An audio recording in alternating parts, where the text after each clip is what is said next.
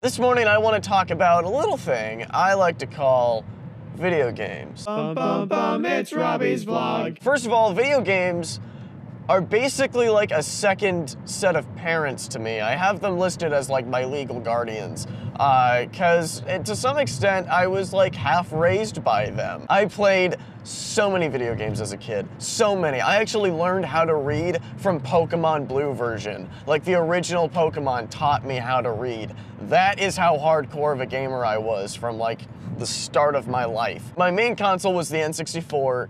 Oh my god, some of my favorite games were like, if you ever played that Star Wars pod racing game, you know what I'm talking about. So amazing. Pokemon Puzzle League, look it up, it's so good, and I can't believe it hasn't been remade. It's amazing. So video games have been a huge part of my life growing up, and there was that stage when the GameCube came out, and for a little bit I lost my life to Animal Crossing, like completely. Like seriously, it caused me such anxiety because I couldn't get weeds in my town. I couldn't let the animals hate me. I had to maintain my relationships with fucking elephants and squirrels. That game was traumatic.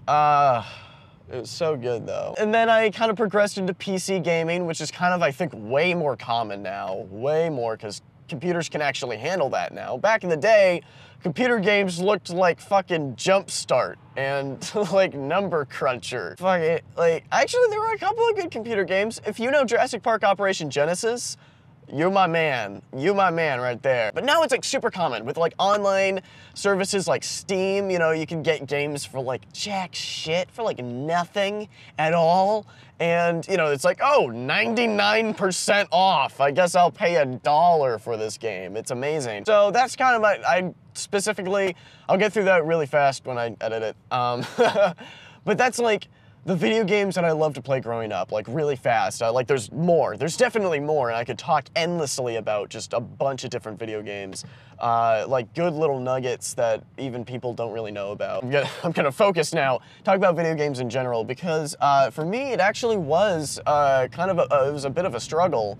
I found I became addicted to video games. And I mean that in all seriousness. Like I really was addicted. I would stop doing, I would play video games to escape bad feelings about myself, or if there was like something I didn't want to do, video games were a very easy out for me.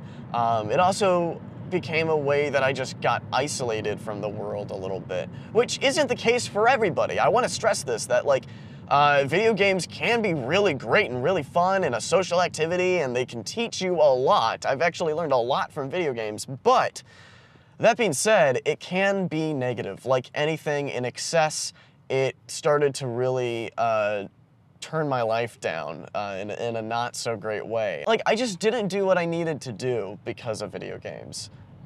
It was a gateway to isolation and a means to escape my responsibilities. So actually these past like 3 or 4 months, I've just stopped playing completely.